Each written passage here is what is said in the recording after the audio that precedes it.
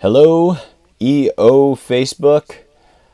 I am Paul Adams. I just had a little bit of chat I saw going back and forth about the potential for giving people raises, what's the most effective way to do that, and the all too often not talked about philosophy of using stay bonuses, also known as non-qualified deferred compensation.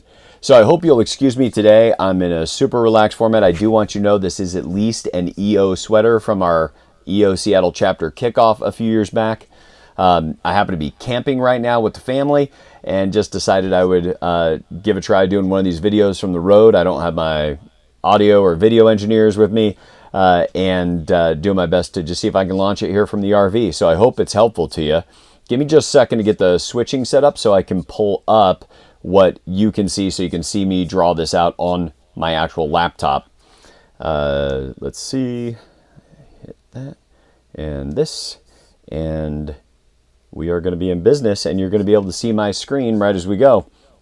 So here's what typically happens. Somebody says, I want to give my employee a raise, and we do.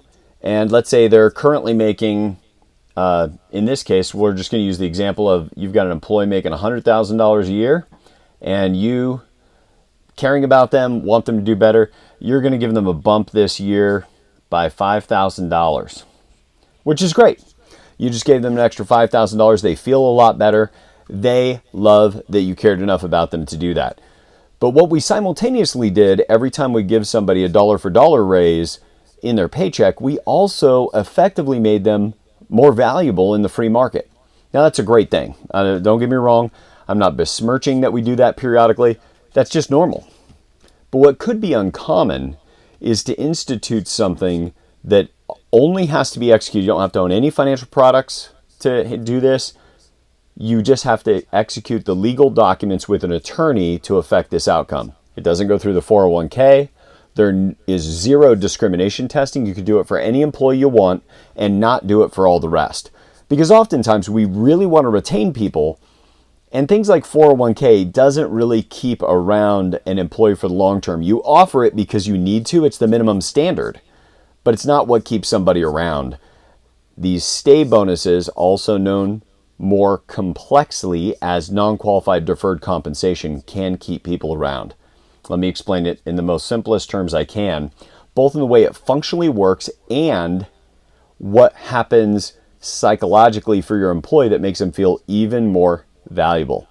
Now, also, if you give them that $5,000 raise this year, you're going to have to give them raises in future years also. It doesn't just stop there. So for the sake of this conversation, I'm going to imagine that you would have given this person a $5,000 raise this year and then maybe continue to do that going forward, some amount of raises each year. Each time we do that, they become more valuable in the marketplace, and you signaled to their next employer how much more valuable they are, and we didn't get a chance to retain them.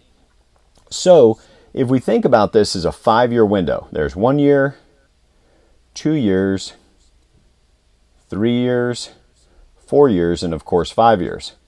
What we do with a stay bonus is rather than giving them a raise every single year, we choose a future period of time and we just say at the end of 5 years, you will get X. In this case, we're going to call it a full $10,000 a year or $50,000 at the end of the 5 years altogether. Now, the first year you give your employee this new compensation structure, the feeling is they're getting an extra $10,000 a year. So it feels great to them. It feels like a much bigger bonus than perhaps it is, number one. Number two, they lose this depending on the laws in your state and how your attorney draws it up, but they lose it if they get fired for any reason or if they leave. So each year it becomes more valuable. Here's how that begins to work in your favor, and I would argue in the employee's favor every single year they go along. You see, at the end of the first year, they have 1 year of sunk cost in this strategy. It no longer counts for them. There's 4 years left. So what is each year worth? Well, the first year we already know is worth $10,000 a year. Simple math would tell us it's about $12,500 each year is what it feels like now, because they already have 1 year behind them. Still the same $50,000 if you add these four up, But mentally, somebody needs to pay this employee an extra $12,500 every year to outcompete your current offer. Once again, you've outlaid no money yet, except for maybe what you've chosen to put in reserves to pay it later.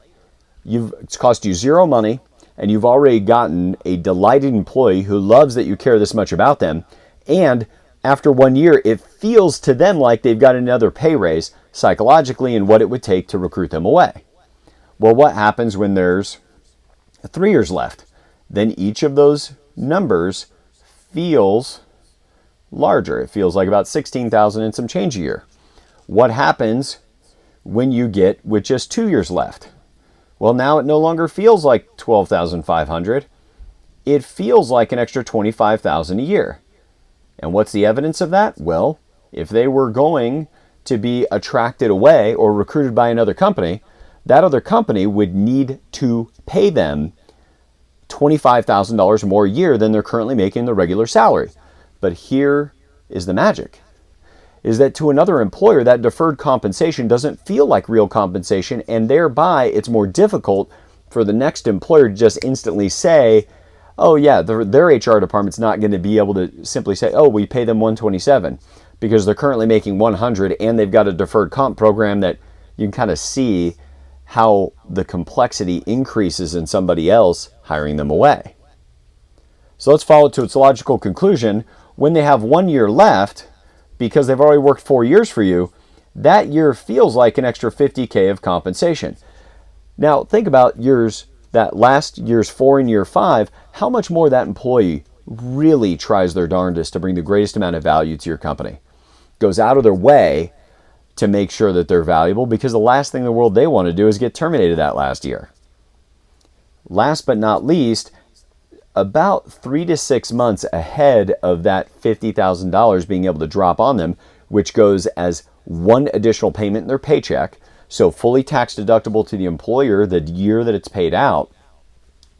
All you have to do is about 3 months out to 6 months out, just have your next 5-year deal done for them.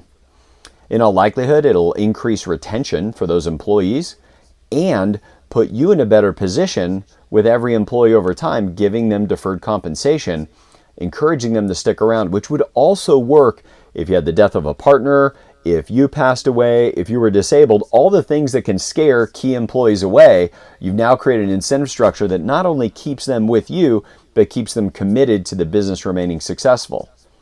One last note on these stay bonuses and deferred compensation that you can do is, instead of making that a flat number, you could have it any blend of flat number performance bonuses and or profitability performance of the entire company. Again, this is a simple set of documents that you have written up by your attorney, executed by you and your employee, and it lives on your balance sheet as a contingent deferred liability on your business balance sheet, because one day you will have to pay it out to that employee. Anyway, EO, I hope that this was helpful. I apologize for my casual look today, but I appreciate being able to hopefully have brought you all some value from my RV in the middle of a camping trip with my family. Everybody have a great day.